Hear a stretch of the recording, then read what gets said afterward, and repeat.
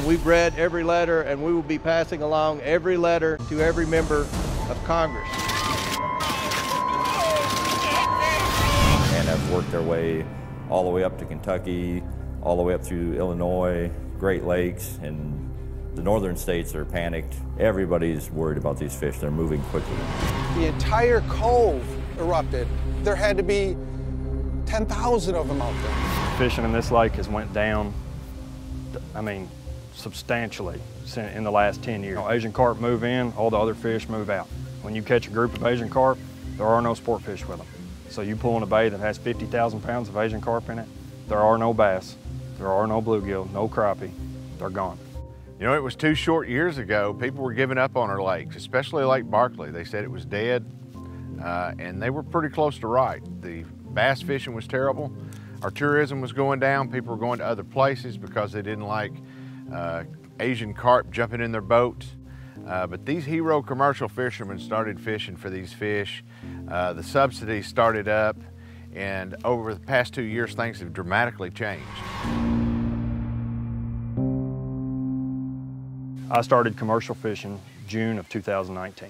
Most weeks we run 5 days a week, 12 hours a day, so it's 60 hours a week is what we're running. We put the boat in, all our gear's ready to go out. We'll cruise around bay to bay, pocket to pocket until we find a mass of fish big enough that we think we can catch a load out of it.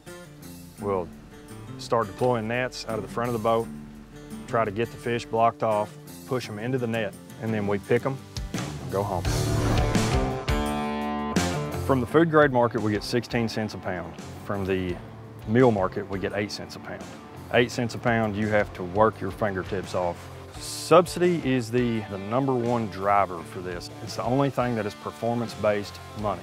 You can't hardly depend on market money. Like I said before, it just doesn't make ends meet.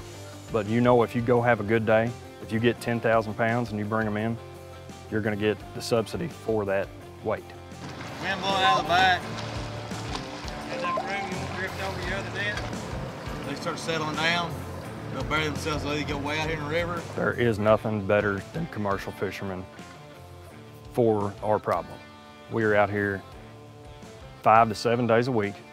We follow the fish, we see them, different weather, we know exactly how to stay on top of them. If you stay after these fish, you'll learn how to chase them and how to catch them and what works and what doesn't work. The subsidy is the only thing that's gonna keep us here. If the subsidy goes away, it'll be selling this rig or going to a different state where there is subsidy. That's the only way we can keep going is subsidy.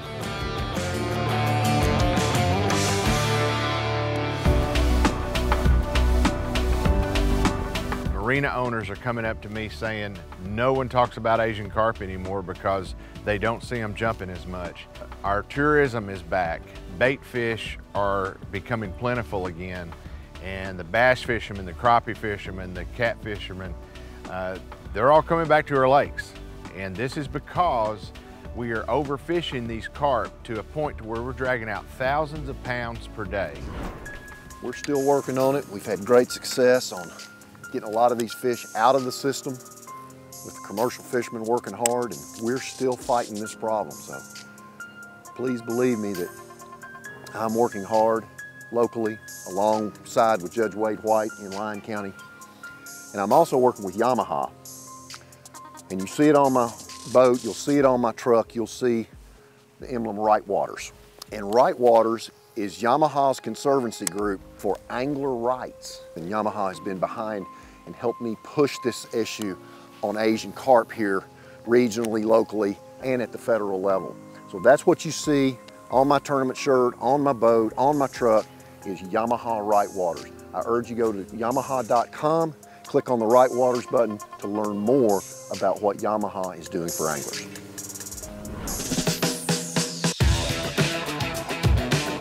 And we greatly appreciate Mark Menendez, who is a fisherman on the Bassmasters Elite Series. He is the one who connected us with AFTCO, and AFTCO has jumped in there and is getting involved in the War on Carp. They've also made these War on Carp shirts.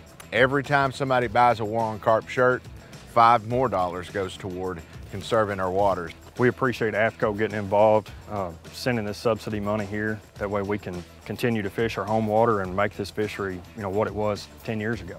AFTCO donated $10,000 towards the subsidy to pull over 250,000 more pounds of these fish out of the water.